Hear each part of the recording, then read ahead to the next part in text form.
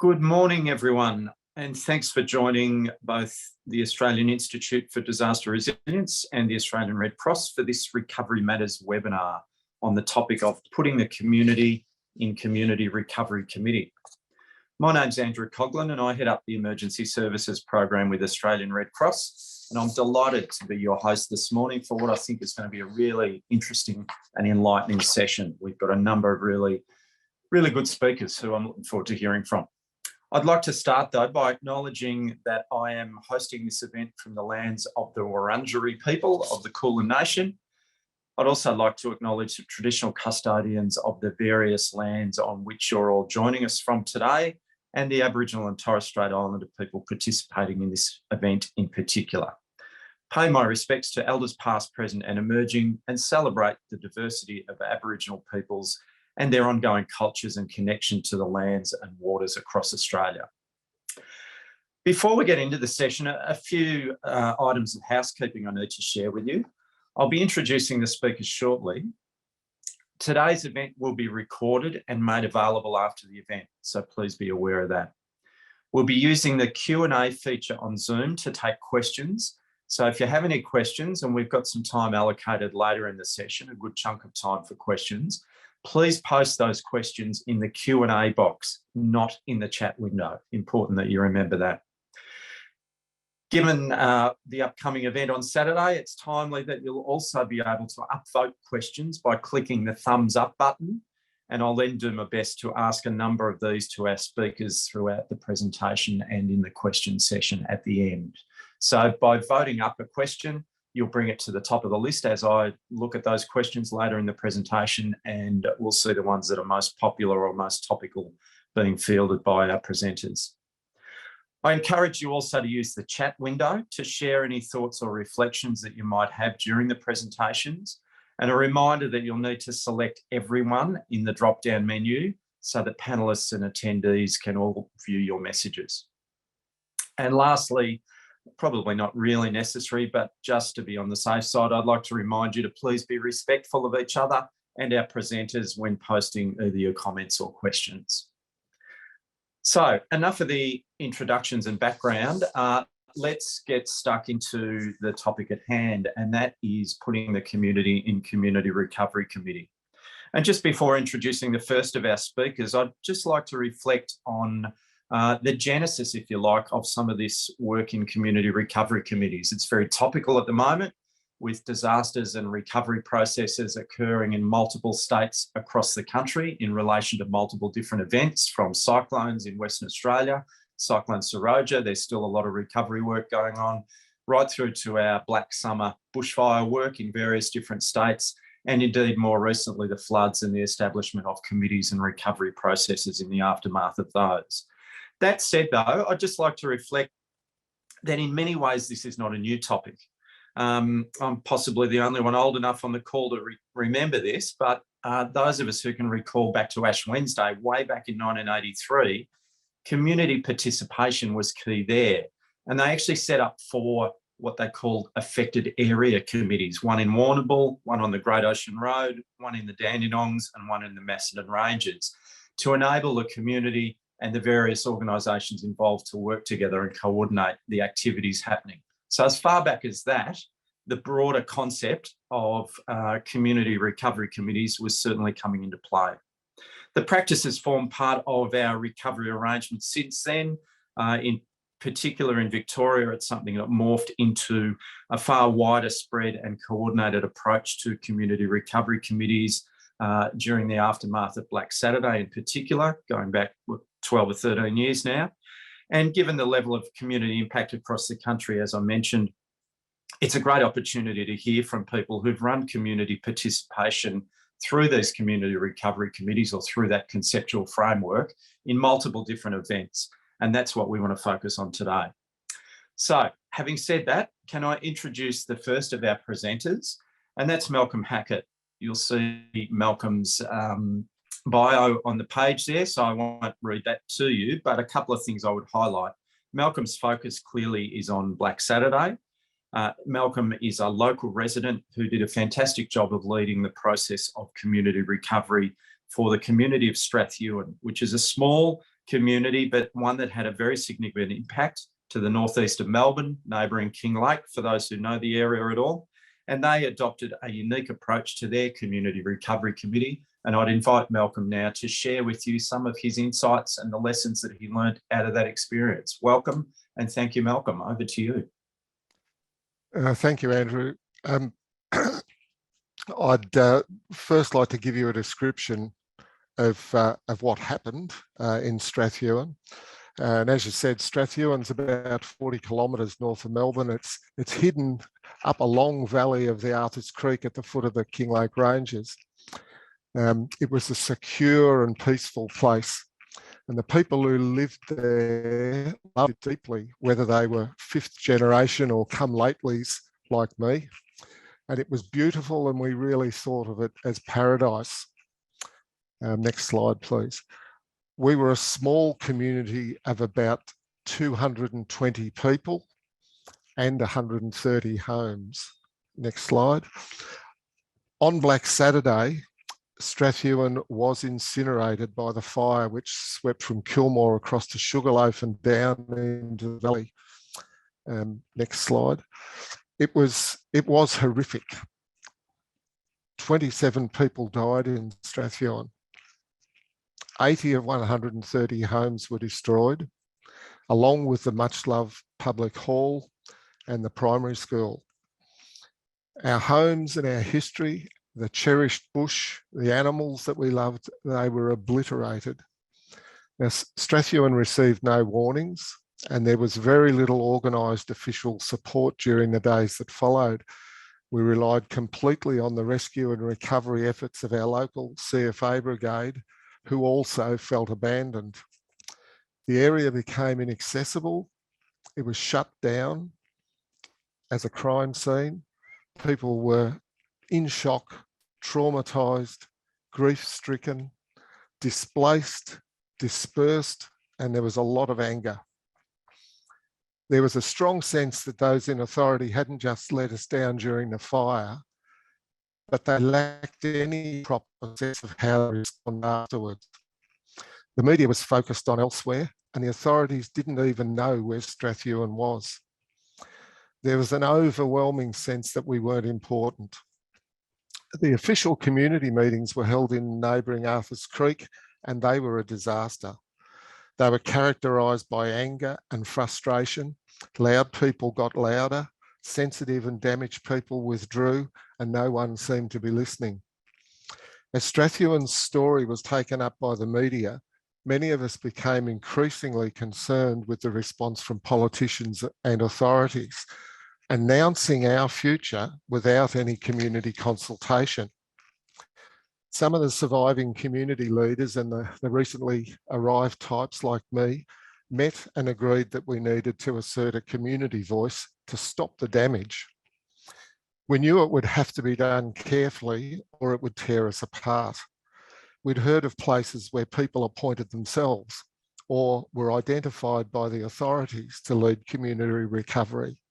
And we believed that we could only build trust with something much more democratic.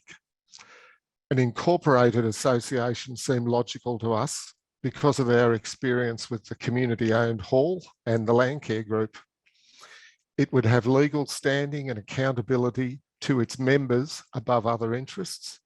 It would provide legitimacy to negotiate on behalf of Strathewen, and it would enable us to establish an entity that could gather charitable funds and manage them for the community. The proposal was put before a meeting of 80 people held on unburnt land in Strathewen. Next slide, please. Just that act of returning to Strathewen to a new location was a symbolic, a sense of returning control to the community. The proposal to establish an incorporated association was supported unanimously, and nominations were called for a group to write the constitution. 30 people put up their hand, which presented an immediate test. And while not very efficient, we decided to draft it together and thereby began to build trust through inclusion and collaboration. Our second test of inclusion was membership for the association. We agreed that bereaved family members of those who died should belong, past residents could belong, and in the end, having been directly affected by the fire in Strathewen was all that we required. In effect, anyone who cared deeply for Strathewen could become a member. We spent 6 two-hour meetings over 4 weeks gaining agreement on the purpose and the rules. Eventually, 22 people stood for 12 positions. The election was run through the Shire under Australian Electoral Commission rules. Our purpose and our rules of incorporation weren't particularly special, but we tried to think through all the contingencies. Working them through together meant that we really got to know one another.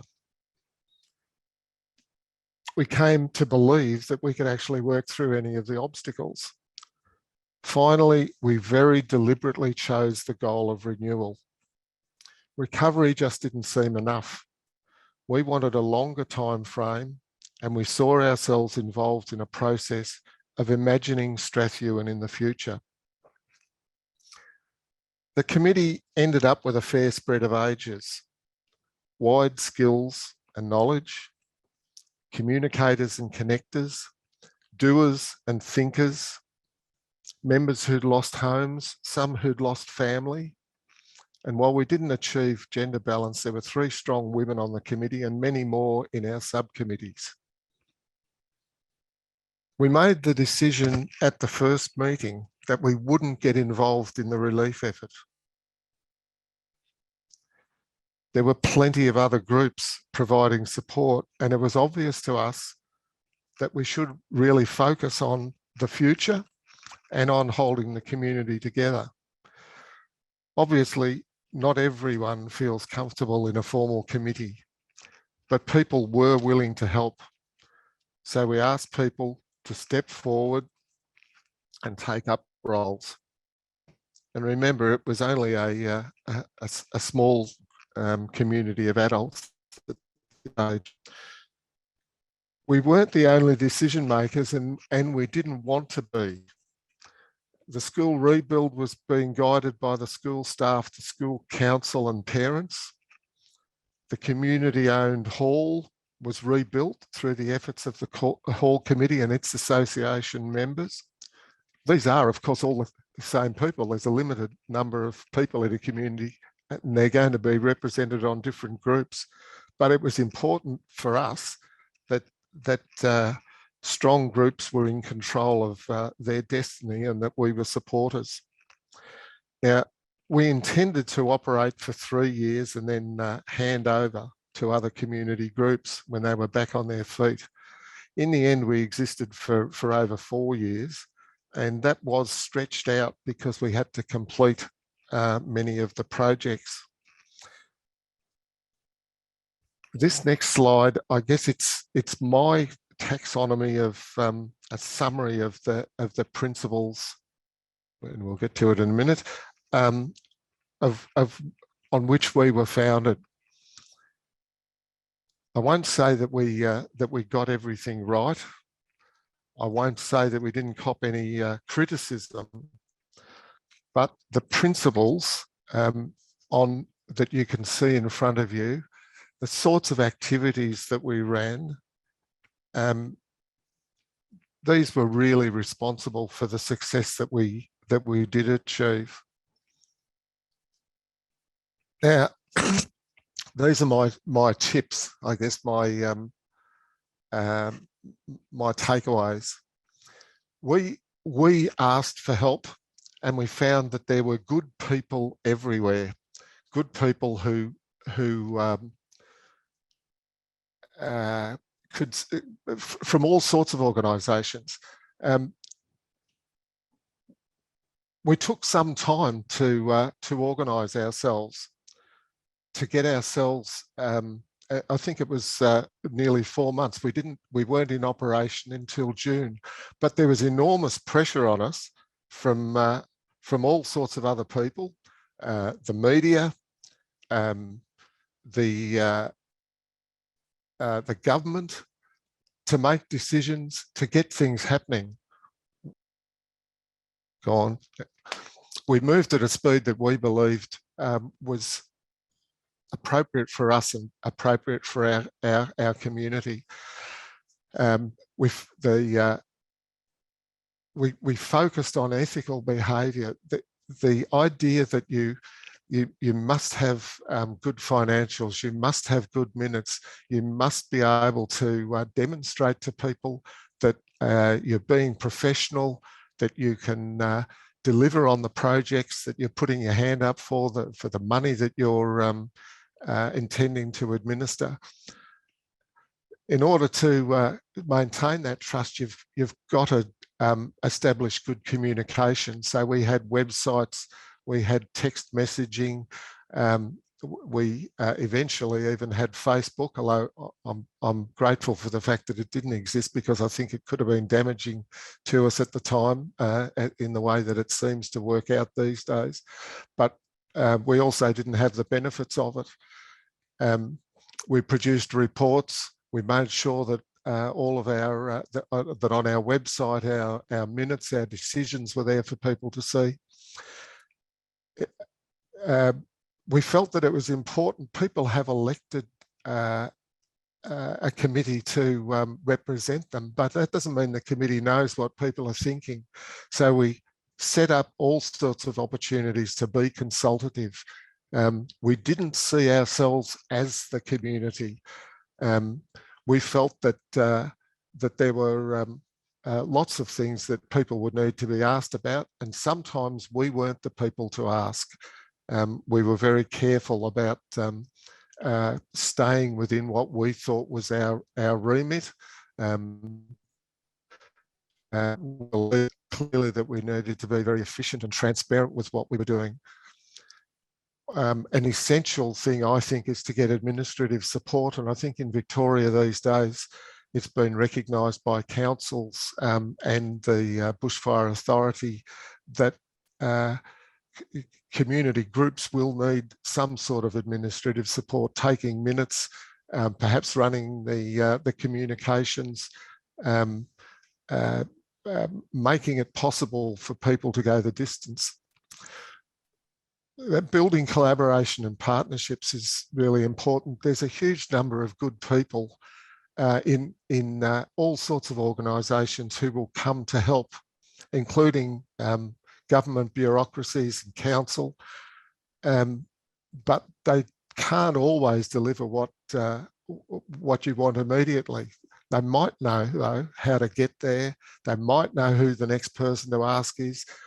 And for us, it was pretty important to build those partnerships and to connect with people, particularly taking up networking opportunities. We found that if we were asked to attend something, to meet with someone in government or in non-government groups, always some new pathway or some new connection would open up. It's just so important to build those partnerships with other people. Malcolm, so, we're about out of time. If you could just go through those last couple of points. Okay. Quickly. The last thing is standing your ground. You do have to learn to say no, not to be drawn into other things. Being thankful, looking after your own group, looking after the people who support you, and of course looking after one another, being on the lookout for people who are under stress. That's fantastic, Malcolm. Thank you so much for your presentation. I think some fantastic insights from Malcolm, which reflect, I think, a lot of the experience that the various community committees would have had through the Black Saturday time. And 13 years on, it's really good to get those reflections. So thank you very much. I see we've got a couple of questions which have popped up, which is great. It was looking a little quiet there for a while. A reminder that as we go through each of the presentations, please put any or post any questions in the Q&A function, not in the chat function. And we'll get to those with the broader panel a little later in the presentation. The next thing I'd like to do is to introduce the second of our presenters, and that's Dr. Kitty Vigo. Kitty is a local resident of Mount Beauty, which is no stranger to the threat of fire, having been ringed by fire in the 2003 Alpine fires and then threatened again in 2020. We're going to hear a different perspective this time round, using the threat of the 2019-20 fires to promote resilience building activities. And Kitty has been the chair of an organisation called the Mount Beauty Keep Calm Committee, fantastic name for the sort of work involved.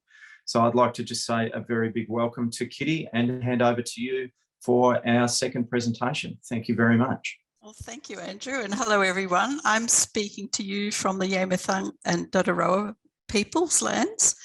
I'm a volunteer with the Mount Beauty Neighbourhood Centre, which is located in the Upper Kiewa Valley, and that's in northeast Victoria. And as Malcolm said, we have been threatened by fires on more than 2 occasions. It seems like it's every 3 to 5 years, but we've been lucky to the extent that we've never actually had flames in the valley nor houses burnt. So we've come close, but it's never actually happened. And as Andrew said, I'm one of the 6 team members of the Centre's subcommittee, which is called the Keep Calm Committee, or KCC as it's locally known. Now you'll notice that my slides, some of them, many of them, show pictures of the latest community event we had on May 7th, which was about winter safety. And this is a great pic of the people the emergency services people who rolled out to help. And I was just chuffed that they did that so willingly. And also a couple of other slides that reflect some of the other KCC initiatives. Okay, if I want to go to the next slide, please. What I'm going to be talking about is giving you a brief background on our project and talk about some of the KCC initiatives. This slide shows the fireys and the ambos getting ready to cut up a car with the jaws of life. Reminding people that, in fact, statistically, more people die in winter from car accidents and house fires than in summer, which really surprised a lot of people. Anyway, so brief background, some of our initiatives, some of the challenges we've faced and what we've learned, some of our achievements and what we're working on now. Now, in January 2020, the Upper Kiewa Valley was also surrounded by smoke and fire. There were a lot of warnings that the fire would come into the valley. And the Vic emergency app seemed to be pinging every 10 minutes saying evacuate, evacuate. And there are a lot of locals who were very confused and frightened and wondering what to do. And large numbers of them came into the neighbourhood centre asking for advice. And we would give them what we thought the politically correct answer, execute your fire plan. And you know, the most common response was, well, what's a fire plan? In 2020, the Centre's Board of Government decided that we would take action. Our Centre's motto is community serving community, but we decided in March 2020 that we needed to do something to promote community preparedness. So we formed the Keep Calm Committee, and it was sort of perhaps frivolously named, but not really, because we thought, well, you know, if you're calm and if you're prepared, then you're going to be less anxious. You'll be more calm indeed. And the KCC team, which is very small, are all board members of the centre. I'm a volunteer with the centre. It consists of the manager, Trish Dixon, Eric Napier, Barb Keek, Barb Talbot, myself, and our project officer, Glenda Waters. And they are the most dedicated, hardworking people. I'm so proud to be working with them. It's just wonderful to be working with people like that. So what are some of our initiatives? Well, our first action was to plan fire plan workshops using the CFA and Red Cross templates. Excuse me. We launched a series of weekly radio programs on Alpine Radio, which we've called Rebound, and featured interviews with lots and lots of resilience experts, mental health organisations, community people who have been through fires, CFA, SES, Red Cross, you name it. We've done about 30 programs so far. We also organised a whole series of community preparedness and resilience workshops. So one of the first ones we did was teaching people how to scan their photographs and important documents and then storing them to a USB or the cloud. How to manage their MyGov health accounts. Now, this has turned out to be very important during COVID. But of course, in the future, if there's a fire, it's also going to be important if, say, for example, you've left your scripts behind and you need to access your medical prescriptions.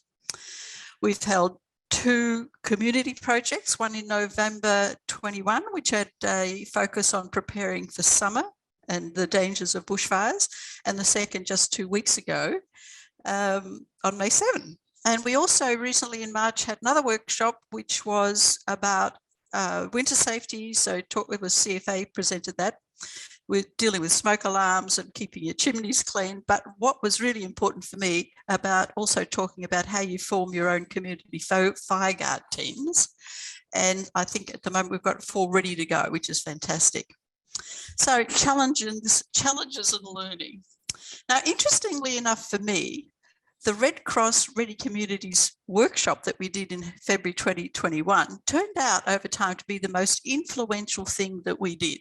Well, it certainly was for the KCC committee, because what it did, it really broadened our knowledge of what constitutes community resilience. It's not just fire plans. And COVID, of course, played a really important role here. And we began to see that while we had lots of good intentions, that we're only just beginning to learn about things that I reckon everybody, all of you already know, so that people are more likely to think about being prepared and building resilience straight after a crisis. Our biggest challenge has been focusing on being proactive rather than reactive, because after all, people focus on the crisis at hand. And if there's no danger of fire, well, why would you bother with a fire plan? We also, next slide, we also realised that encouraging people to think about being prepared for a crisis is going to take a long time. So we're in it for the long haul. We are committed as a centre to keep this work going. We need to form strong relationships with emergency services and our local government area if we're going to get anywhere. We need to, and that it's a really good idea, as Malcolm said, to form strategic partnerships which involve mutual support and exchange with other organisations such as Red Cross, CFA, and so on. Every community we have found has its own particular conditions. So you can go on to the next slide. And need. We have their own particular conditions and needs. And if you want to create a successful community recovery plan, well, then obviously you need to involve the community. So I'll move now on to some of our achievements and what we're doing next. So for the past 12 months, we've been working on building trust and credibility with our local emergency services and the other support agencies. And I'm really proud of the fact that at last, those emergency services and other agencies know that we want to work with them and not against them, and that we can be trusted to deliver what we promise we to deliver. And it was fascinating and heartwarming, the last event on May 7, all of those people involved, and you can see their photograph there on the front of this week, said, look, anytime you need us to help, anytime you want us to contribute to any event you've got on, we will be there. And we began to realise that they are there to help us as well as us helping them. The other thing we've done is to arrange the centre at least, and this has been very much influenced by our new vision of recovery and resilience, is that we've arranged for mental health services to come into the centre, services which in the past few years at least only have been delivering via telehealth, such as New Access, Gamblers Health, Hume and Riverina Legal Services. And the other thing we've done, which I think is a really great initiative, is that we have mentored local community support groups to all form under one umbrella, which is called the Upper Kiewa Valley Support Services, which brings all of those services, local community relief services, under the one umbrella. And they're working together for the first time, which I think is amazing. Now, we've got some pretty good grants, but I'd like to tell you, we actually decided to go down this track of supporting the community resilience before we got any of those grants. And the centre decided, the board decided that we'd meet any costs out of our own resources. So the grants that followed were fabulous. The other very important thing we've done is we've mentored the creation of the Community-Led Resilience Action Group, or CRAG. And that consists of about 20 community members so far. And the members include representatives from the Emergency Service, mental health agencies and Alpine Shire, and we're working together to form a community recovery plan. Now, another really important thing that's happened is that we've started exploratory discussions with Alpine Shire's Emergency Management Coordinator, and to see how we, the Centre, KCC and CRAG, can help implement their MEMP, their Municipal Emergency Management Plan, in the Kiewa Valley. Bright's offices are actually located in the Ovens Valley, and we're separated by mountains, the Towong Gap, and the Towong Gap Road is always closed during a bushfire threat. And that's a challenge for us, and it's a challenge for the MEMP. So what we realised that during any future serious bushfire threat, we may well have to look after ourselves, and we can do that in collaboration and in association with the MEMP, making sure that we're following the rules so that when other emergency services come in, know that we haven't been doing things we shouldn't have done, or perhaps we were contrary to their interests as well as in particular our interests. Thank you for your time. I'm very happy to answer questions later if any of you have any. So thank you again. Fantastic, Kitty. Thank you for those insights. I particularly like that quote, "The path to recovery is paved with resilience." Really catchy one that I'll use elsewhere if I may. We'd like to change tack slightly now and move further northeast to the Upper Murray Valley, where isolation can be an issue for service provision. I'd like to invite Dominic Sandilands, who is the CEO of both Corryong Health and also the chair of the Towong Community Recovery Committee, to share with us some of his experiences juggling those two pretty big and impressive activities. So Dominic, welcome, and over to you, please. Thanks very much, Andrew, and great to see so many participants today. It's really wonderful. I'd like to acknowledge the traditional owners of the lands, and it's probably quite pertinent to realise that as a result of the bushfire recovery process, it actually enabled us to ask some questions of who are the traditional owners of our lands. And so BRV actually resourced someone to support that process for Alpine local government area, but also Towong Shire, where there's currently no identified traditional owners, and sort of enable a pathway for any potential traditional owners to submit their claims. And so that's been a really interesting process to go through. So after this presentation, I'm happy to be contacted if anyone's got any follow-up questions. It's hard to sort of summarise all of this into 8 minutes, but I'll give it a crack. My role is as chair of the Upper Murray Community Recovery Committee. So Towong is sort of the local government area, but the Upper Murray is a cross-border community, and people associate themselves more with the Upper Murray, which is across New South Wales and Victoria, than their respective local government areas of Snowy Valleys Council in New South Wales and Towong Council in Victoria. So I'll just click to the next slide, please. I kind of like frameworks that sort of put things into a bit of perspective, and I'll sort of break this down in terms of what would have been good to know with 2020 hindsight. From an organisational perspective, as CEO of a health service, which is the largest employer in the region, but also at a community level, really dealing with some intractable problems. And I think I like to sort of have a bit of a hierarchy of problems is not a bad way to start. So you can sort of start big, work small. I'd probably also preface that a lot of this is my own kind of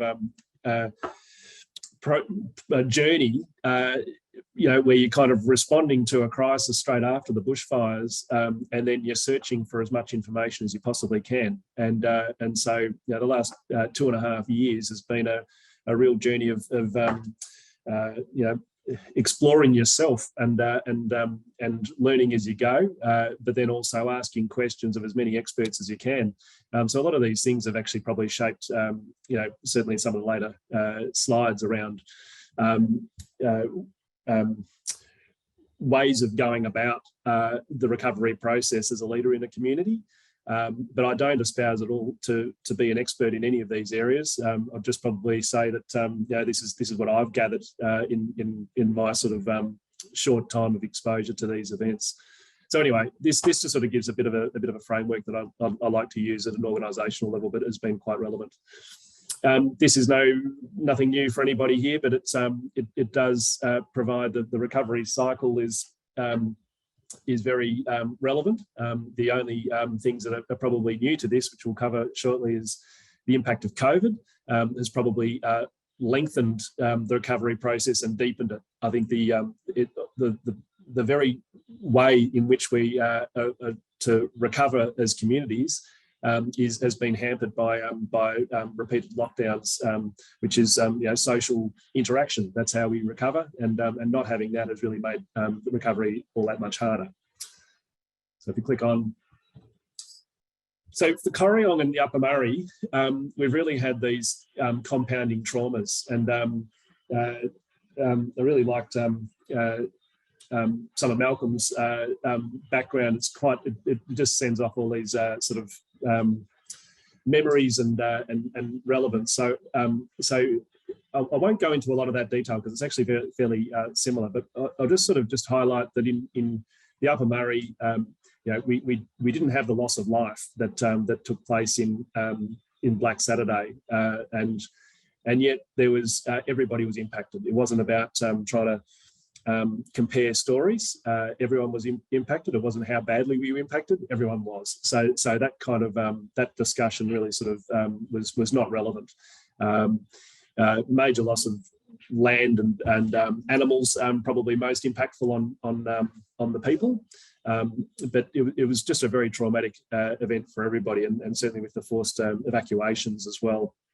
But shortly after the bushfires, we've had a number of suicides of young men, and that's really had a massive impact on the community, and certainly for Corryong Health as a large employer, everybody had a connection with these people, and that grief added to the existing grief from the bushfire events. And then, as I mentioned before, the COVID impacts have further exacerbated. So if we just move on to the next slide. Gary Celibra, you might know about. I've had a bit of dealings with him through the Alpine Valleys Community Leadership Program, and he's quite a good bloke to sort of make contact with, certainly from an academic and a practical point of view. But I think some of this gaining perspective is probably something I've been trying to wrestle with. And on the one hand, first order problems, and there's some links in the chat which are provided, which will sort of provide access to some of the, I guess, the academic basis of it. But the resilience and conforming is sort of just working with what you've got, and that's kind of the first instinct. But really, we've heard in the past two presentations about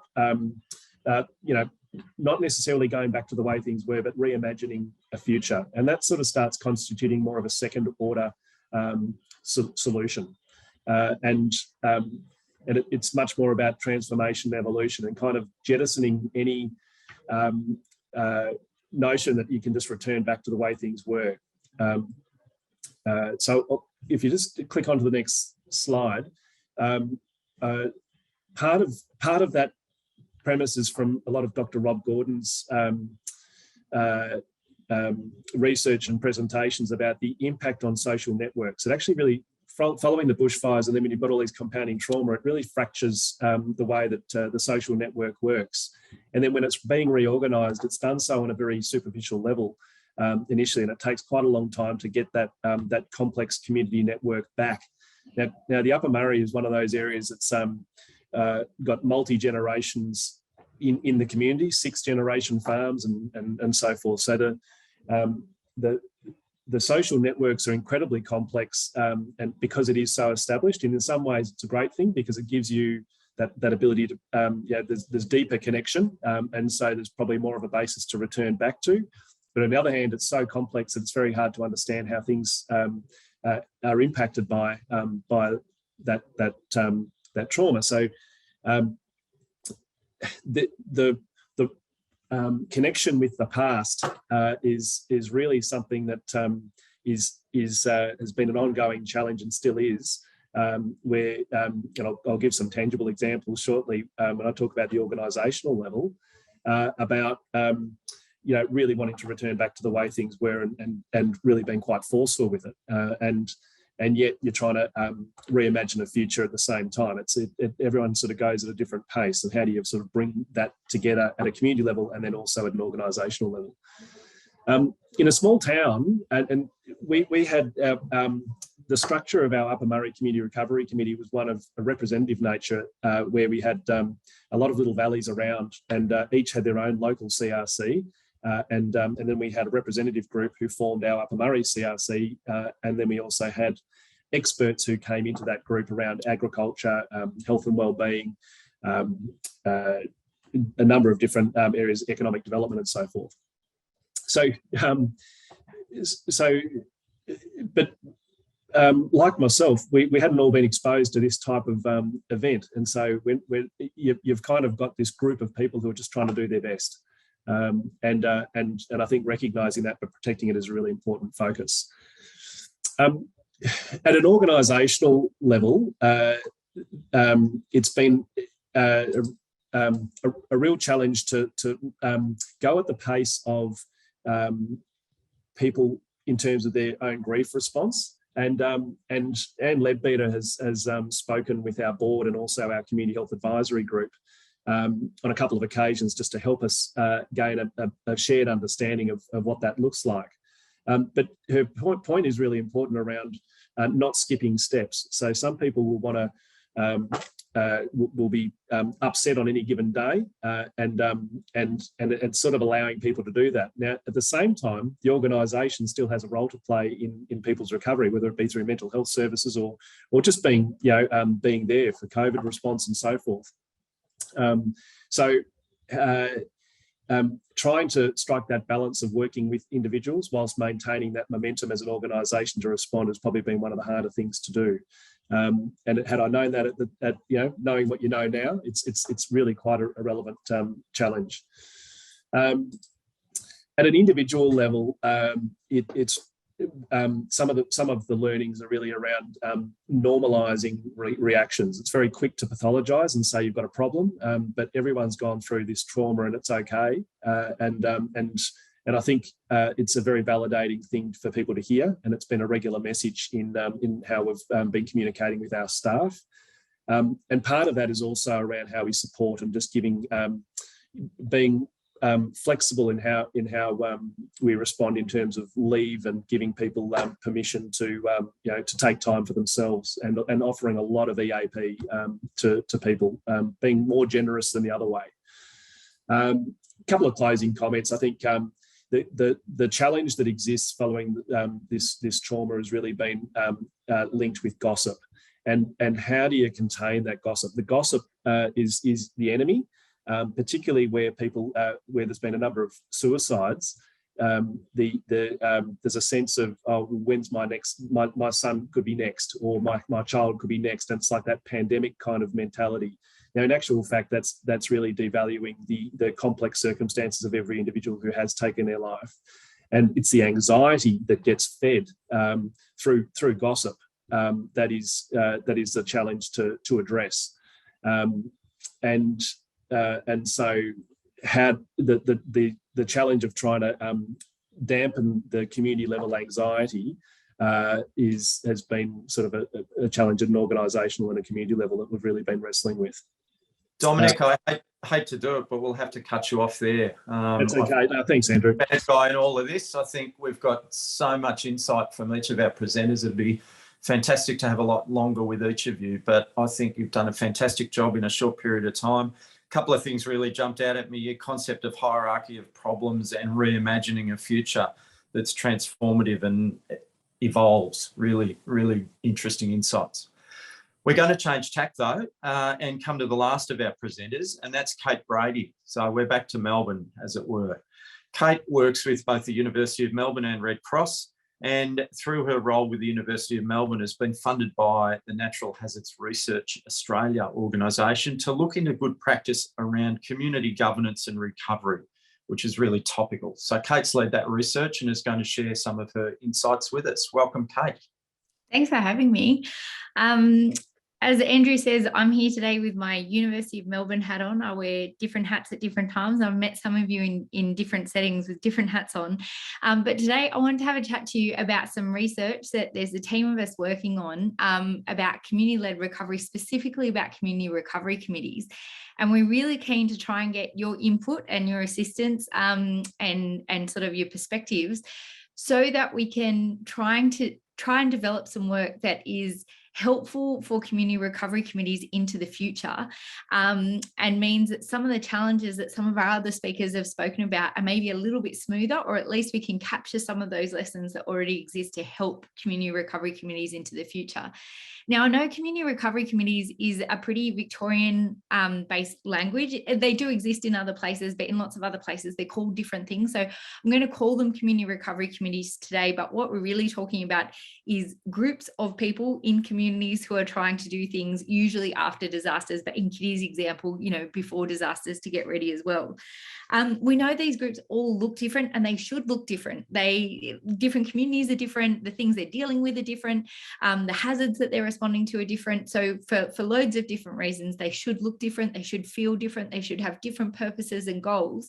But what part of this research is about is trying to figure out how to help groups figure out what their purposes are and what they need, what help that they need. So this is a two-part project. So the slide that Greg's just put up for me is about part one of the project, and that part one got finished last year. So that part of the project, basically, we're going to put a link in the chat so you can read more about it. But just to give us the background on it, Greg, if I can have the next slide. That looked at three different types of things. So one of it was a summary of research about community recovery committees. So we know there's not actually loads of research about it, but the stuff that's there is really helpful. And so putting that in a summary form, because if you're someone who is probably just getting thrown into the middle of it after a disaster in most cases, or if you've been asked to support community recovery committees, you're working for an NGO, local government, state government, you've been asked to try and help, it can be really overwhelming to try and figure that stuff out in the moment. So it's a summary of the evidence, and that's available to you in that link. There was a research paper done using data from the 2009 Victorian bushfires. We've been involved in a longitudinal study that's been led out of the University of Melbourne by Lisa Gibbs and her team, her bigger team, and looking at community perceptions analysis for people who were involved in community recovery committees and involved really heavily in recovery efforts, and how did that shape how they viewed that their community was recovering. And then the third part of that was we built a model for a self-assessment tool for community recovery committees, and I'll get to it in a second why we're not calling it a self-assessment tool into the future, but I don't have another name for it yet, so I'm calling it that at the moment. And the idea of this self-assessment tool is to learn from the existing research that's out there, the case studies, all the stories that we've listened to over, more than a decade from people who have been involved in these sorts of groups, and trying to put it together in a pretty simple tool. Now, the tool isn't about telling community recovery committees what they should or shouldn't do. It's about providing a set of questions that might be helpful for the group to ask themselves so they can figure out if they're on the same page. So the second part of the research is going to be in two parts too, because we don't like doing anything simply. We like jamming it all together. The first part is around testing this tool, this self-assessment tool. So again, in that link that was just popped in the chat, the example models in there at the moment. And you'll see on the screen, it's currently like just in a static PDF, but ideally at some point we'd like to turn it into a tool that people can slide across on a bar. But the idea that there being a series of questions that people who are coming together to form a group can ask themselves. And so they can ask questions around like, do we sit at this end or at this end, or do we sit somewhere in the middle? And based on how we're answering each of these questions, what sort of help do we need? So, one of the examples that Malcolm gave before was around, administrative support, for example. So if we're going to be a formal committee and we're going to have meetings that are documented and minuted, and so that might be a choice, whether you're formal or informal, structured or unstructured, then one of the piece of help that we might need might be administrative, or it might be someone to chair a meeting for us as an external person to facilitate, or it might be that we need someone to help us manage a website or the tech side of things so people can join from other locations. And so it's about sort of prompting those sort of things. The second part of it, and sorry, I'll put this in a bit, I've spoken in the wrong order, but it doesn't matter. So this second part is funded by Natural Hazards Research Australia and EMV. The next one, Greg.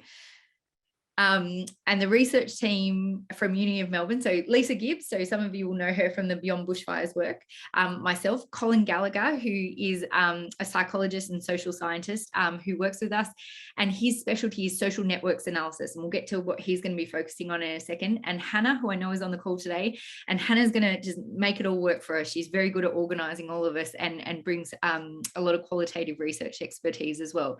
And we have an amazing, sorry, if we can go back on, Greg, before we get to this, we have an amazing reference group, and we have a load of people from who have different experiences. So we have representatives from people from Emergency Management Victoria, Bushfire Recovery Victoria, the NHRA and Red Cross, but also a bunch of people who have lived experience of either working to support community recovery committees or who have been involved in community recovery committees.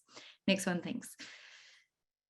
So as I say, we're going to split it up into two parts. The first part is testing that self-assessment tool. And the second part is having a look at some of the network analysis that needs to go on to figure out how community recovery committees form and how representative they are. We can go to the next one, please. So that self-assessment tool, when we're trying to test it, we're trying to see, does it work? Like, so when we're asking people, what is your group trying to do? Does it help them figure that out? That purpose stuff that Dominic was talking about. Does it help you figure out what sort of support you need? Does it help you figure out what others can expect of you and how you can articulate that? So for example, if you're a community recovery committee and you're working with the local government or state government, does it help you form a sort of a consensus to say, we will do this part, but we're not doing this part, or we want to be involved in all of it? So does it help you sort of have that set up for yourselves? And the next one. And then the second part is around social network analysis. Now, I won't pretend to understand how these maps get formed because this is Colin's specialty as a social network analyst. But this map is an example of a map from another community where people have all put in the connections that they have, and then we're able to map it out to see how these connections sit together. One of the things we're really interested in finding out is when community recovery committees form, and as Malcolm discussed, they form in lots of different ways. Are they from one clump in the community? So for example, that pink circle or the orange circle or the green circle, or do they come from all over? And does it even really matter as long as people from those groups understand that they're not representative if they're not, and that they have to be able to go out and consult widely? Next slide, please. So we're asking for your help. We need your help. So the first thing is we are looking over the next couple of months to identify 4 communities that would like to be part of this research. Now, we're pretty open to the different types of communities that we can work with. They can be old community recovery committees, current ones, people who are in the middle of it, people who are just forming, don't mind where in Australia they are. Don't mind sort of the hazard that they're dealing with. The only thing that is really important is that these groups think that this will be a useful process for them. We don't want it to be a burden to anyone. So that's really what we're looking for. The second thing we're looking for help for is what ideas would be helpful to know about. Like, so what do you want to make sure that we're addressing in this research? And the third one is we need a good name for the project. Our name sucks. Like, our name is a really formal, clunky academic title. So based on this presentation, if anyone has a good name for the project, we're all ears. And that's me out. Thank you. Fantastic. Thank you, Kate. I presume there's a very valuable prize for choosing the name. So I look forward to people's response to that last question. We can rustle something up. Great to see someone or a group of people at least pulling together some of the insights that numerous people have gathered over a long period of time and put it all in one place, which I think will be helpful to everyone into the future. We're running a little bit tight for time, but a couple of quick questions before we wrap up. If I could go to perhaps Kitty in the first instance. There's been a number of observations there about community representations and how to ensure that breadth of representation. I wonder, Kitty, if you've got any insight into that, or indeed Malcolm as well. Right. Yes, it's interesting. I mean, when we first started, we had a lot of public criticism. Well, not widespread, but a lot of people said, what are you doing? You're interfering with what emergency services has done. Over time, and with each of these events, we've had more and more people saying we would like to be involved. And indeed, we did a recent survey for the Neighbourhood Centre about what activities that occur at the Neighbourhood Centre that you might want to be involved with. And 60% said the KCC committee. And I spoke to a lot of those people and said, well, actually, we quite like having the KCC committee very small, but we've set up this community-led resilience action group and you could be part of that. And as I said, we've got about 20 members now and it's growing. And indeed, I'm just dealing with one request, which I just got this week, saying, I want to be part of the committee. It takes time. It takes time for people to sort of grasp the issues. They, just getting their heads around thinking, all right, I can plan for the future. And one of the things that I'm really interested in the moment for Kate, just very briefly, is learning much more about what we would do if indeed there is what can we put in place if there is a disaster? Fantastic. Thank you, Kitty. And to Malcolm, I just wonder if you've got a reflection, Malcolm, on how you made sure that you engaged the whole of the community rather than just, those who had a particular angle they were trying to push, or those who were particularly dominant in other groups within the community already. How did you engage everyone as effectively? I think it was important for us. First off, we established the association of which people could be a member, but then anyone could access our communications. And all they needed to do was ask for them. So there were people who weren't members who would still get the communications. And when we held consultations, again, those were open to participate in. So it wasn't a closed shop. I think that was our. And going back to people and asking for things and publishing things that anyone could have access to. And remember, we'd been identified then as the official recovery committee, and of course that makes a difference. Yep. In the work I've been doing with the Sarsfield community, I think they've established that in a similar way, that means people do look to them for information. Fantastic. Thank you, Malcolm. And last one for you, Dominic, if I could, a word of advice for the beginner, for the people who might be online who are just starting up something along these lines in response to the floods and other events more recently. One thing you would share with them, a tip, if you would. Look, I think tolerance, particularly with the government actors. It was like we had Bushfire Recovery Victoria was a pop-up department. And I think people often, it's the easiest thing in the world is to stand back and throw rocks, but the hardest thing is to actually offer solutions and get involved. And I think if you know that at the very start, then you're probably more tolerant of the challenges that BRB is going through in being a pop-up government. It's still got a bureaucratic function to provide. And when you look back at it after, 2.5 years, you realise how much blood and sweat you've thrown into it. But you're then going, well, where could I save some of that energy? And I think often the sort of targeting government thing is actually a waste of energy. It's got its function to play. It's really how do you make it work for you? And I think there are certain points where you need to create a bit of an impasse and fix things and advocate and do those things. But often it's about standing back and just letting things happen and know that it will be okay in the long run. And really, just maintaining your focus on what's important. Fantastic. Really good observation. Really useful one. Kate, any last word from you before we wrap up? No, I've just really enjoyed listening to all the other speakers. So I'm just like frantically writing notes. I think if anyone would like to be involved in it, we'd love to hear from you, even if you just want to make sure that there's a specific question that we're asking that is something that you're finding hard to tackle so that we can make sure we address it. Fantastic. Thank you.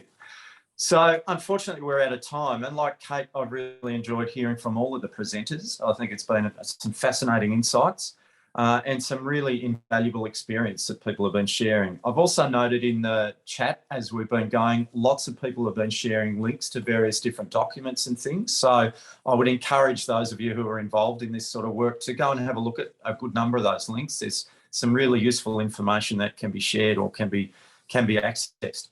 So I'd like to, again, take the opportunity to thank Malcolm, Kitty, Dominic and Kate for making their time available and sharing their insights with us today.